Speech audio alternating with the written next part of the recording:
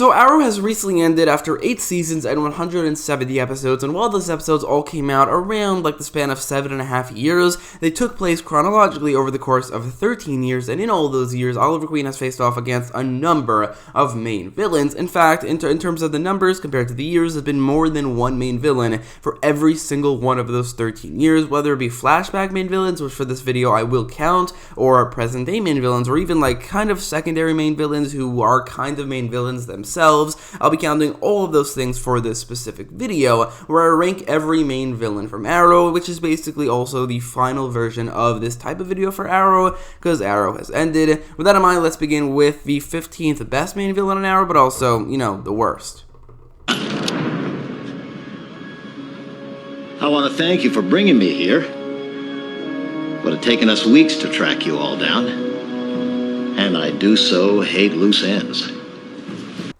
General Shrieve is absolutely the worst main villain on Arrow ever for one major reason, and that's that he's incredibly forgettable. He's easily the most forgettable villain on the show, and not even just main villain, but villain in general. There is like a whole slew of other villains who've maybe only ever appeared once, or have appeared a little bit more than that are significantly more memorable than General Shrieve. General Shrieve is cliche, there's nothing really interesting going on with the character. Again, he's very, very forgettable, and because of that, I think General Shrieve, despite the fact that while on screen he's not exactly like a terrible villain, because of how forgettable he is, because of how unmemorable he is, I do think that he's the worst main villain on Arrow. And with them, I killed a few of the stragglers. My power has grown beyond your imagining. Let me show you. Baron Reiter is very similar to General Shrieve in the fact that he's not memorable at all, and he's a very, very cliche, boring villain. He's a little bit more memorable than General Shrieve, and I think that he has a slightly better rivalry with Oliver than General Shrieve, but still, I mean, not that much better. The Season 3 and 4 flashbacks, especially with the villains that are in them, were really, really bad, and that's why they're both right here at the bottom of the list. Everything about our father, your debt to Dante. It was all true, but I never needed you to put me back together. I just knew you'd try. Can't resist playing the hero, can you? So I really don't think Emiko should have ever been a villain, let alone a main villain, because of her hero role in the comics. That role I think is actually pretty interesting, and they could have done like the exact same thing where she's the Green Arrow's sidekick and she's the Red Arrow. Instead they made her a main villain, and it ended up being one of the worst main villains on the show for so many reasons. For one, her storyline is very, very clunky. Like, it just kept on going from place to place. A lot of it just doesn't make any sense. Her rivalry with Oliver is not very good. She's not a physical threat at all, which she has to be because she has fight scenes with the Green Arrow. But I think by far the worst thing about the character is, one, the dialogue, which is absolutely terrible, and even the acting, which makes the dialogue even worse. I don't think the actress is suited for a villain role whatsoever. All those things make Emiko the worst main villain on the show if you don't count flashback villains, but if you do, then definitely one of the worst.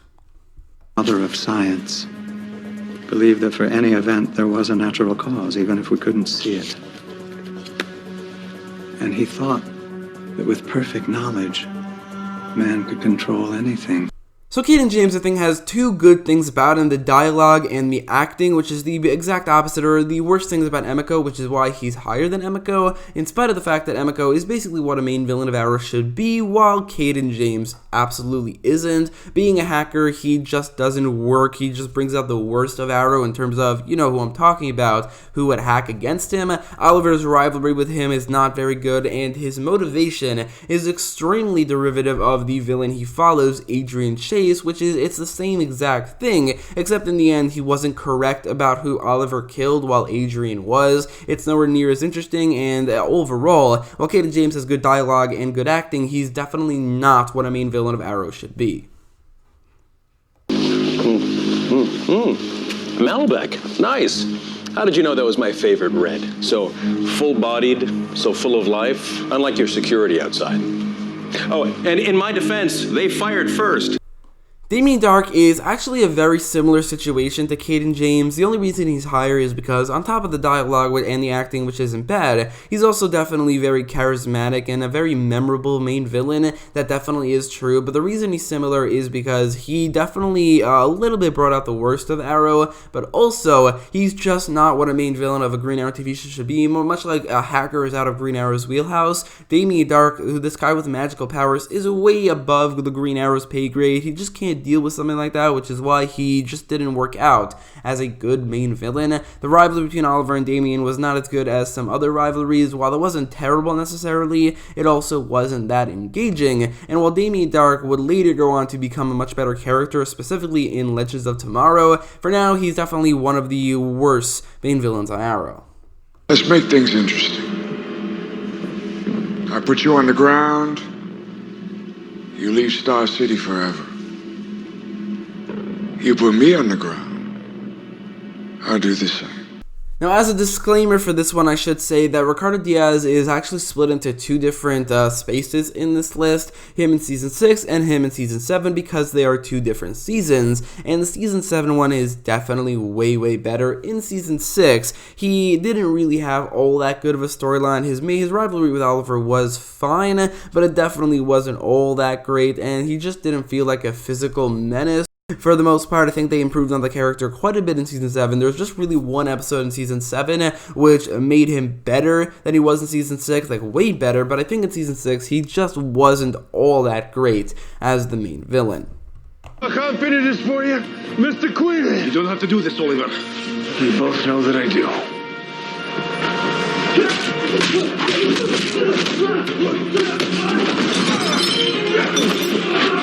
Konstantine Kovar, I think as a villain, worked on 3 levels. For one, he has a very good rivalry with Oliver Queen, at least in the flashbacks, like the flashbacks version of Oliver Queen, so that definitely works. He's also definitely a physical menace, and his storyline in the season is pretty good, and while I think the acting and the dialogue and things like that aren't really all that amazing, in particular, I do think Konstantine Kovar, while not being the best flashback main villain, is definitely a very good one. Prepared me for this fight. All life ends. Only death is eternal. Only I am eternal. We'll see about that. Now, our Season 8 arguably didn't have a main villain whatsoever, and I think that there is an argument to be made there, but I do think that the Anti-Monitor can absolutely be counted as the main villain because he's the main threat that really pushed forward the storyline of the season. He's the main threat that Oliver prepared for, and he's even the last villain that Oliver fights in the season chronologically, and the last villain he fights ever, and that just so happens to be in Crisis on Infinite Earths, but it's also in an episode of Arrow that very much fits with the rest of the season. So while there is an argument to be made that the Anti-Monitor is not the main villain of the season and there is no main villain, I think that he is, and as a main villain, he's definitely not bad. While I think he could have been a little bit better, like his development is lacking, his motivation is never explained really, and his rivalry with Oliver isn't all that amazing. However, he is definitely a very good physical threat, and I think by far the best thing about him is the storyline that came out of him in Season 8, arguably, or definitely up there as one of the best seasons ever, and definitely one of the best storylines ever, the preparation for the crisis. So while the Anti-Monitor himself as like a villain with development and as a character wasn't all that amazing, the storyline that came out of him absolutely was, and I do think he has to get some points for that. I can call in a rescue ship, you can go home. Tell me, Mr. Queen, are you prepared to sacrifice your freedom for her? The first main villain ever, not only chronologically, but also in appearance, since he did debut 4 episodes before Malcolm Merlyn. Edward Fyers, I think, was a very good villain. I think the dialogue and the acting from the character is really interesting. His storyline in the season is arguably maybe even, maybe not better, but definitely on par with Malcolm Merlyn's storyline in the season, as the Season 1 flashbacks are absolutely amazing, and while it's not entirely because of Fyers, I do think that it is at least a little bit because of him. His rivalry with Oliver is definitely very good. And overall, I think that he's basically the perfect flashback main villain, and they definitely knocked it out of the park in the first try. Obviously, you 3 took the hosing out of this cave. Lift him up. Now, I know he doesn't have it, which means one of you 2 does. Give it to me, and we'll discuss in exchange. As the main villain of the first half of the Season 2 flashbacks, Anthony Ivo, I think, was absolutely perfect. I think the acting was great, the dialogue was great, his motivation and his character development was something that no other flashback main villain ever really came to, except for Slade. However, I'm not counting Slade as a flashback main villain because he was the main villain of Season 2, and I think that his flashbacks are definitely a part of that same thing. But in terms of, other than Slade, Anthony Ivo's development is definitely really, really up there as the best development for any flashback main villain because of those things, because of how interesting a villain he is, and because of his rivalry with Oliver, which is definitely good as well. Makes him, I think, one of the best main villains on Arrow.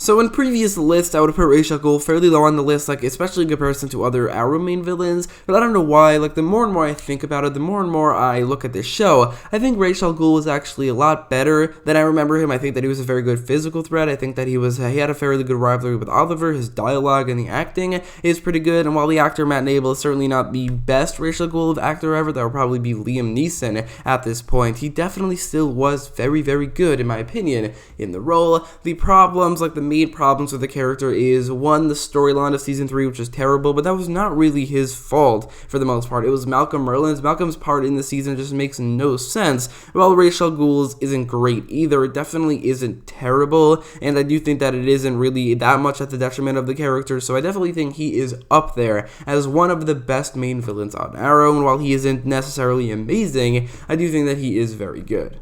And I'm gonna make sure that this time I finished in jail.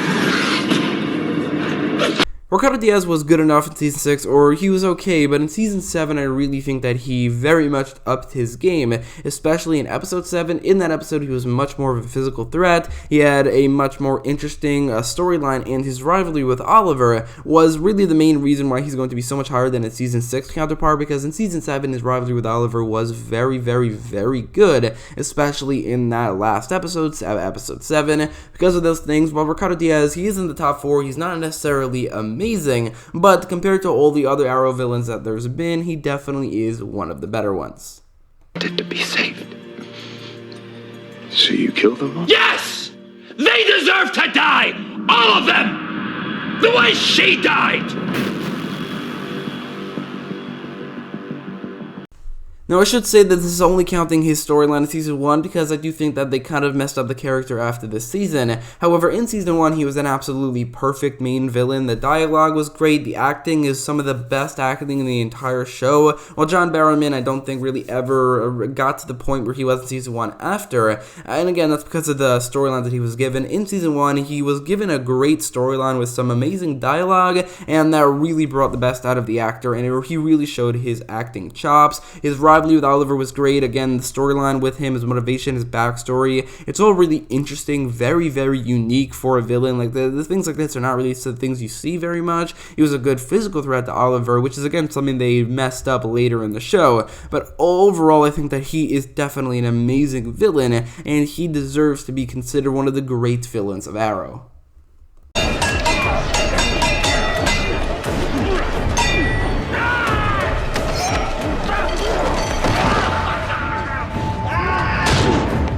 Forget who taught you how to fight, kid. Deathstroke is definitely the most popular villain from Arrow because Season 2 was probably the most watched season of the show, maybe other than Season 1, but Season 2 is definitely the most popular, most beloved season, and that's largely because of Deathstroke. I think that his costume is cool, and he's definitely a very good incarnation of one of the most iconic villains in DC history. The actor Manu Bennett is absolutely amazing in the role, and his rivalry with Oliver is definitely up there as one of the best rivalries in the Arrowverse. I think the best best part of the character is his development, his storyline, and his badassery, but even then, I mean, all the things I already mentioned are definitely up there. I mean, there's not really much wrong with the character, and everything that they did do, they got perfectly right, and unlike Malcolm Merlyn, he was actually improved upon in his later appearances, especially during Season 5 and 6. Again, those things are not really being counted, but even in Season 2, I definitely understand why he's the most famous, popular, beloved villain on this show. However, there's one villain, at least in that respective season where they were the main villain, where I do like more. Me. I'm 10 steps ahead of you, and you haven't even figured out what game we're playing yet.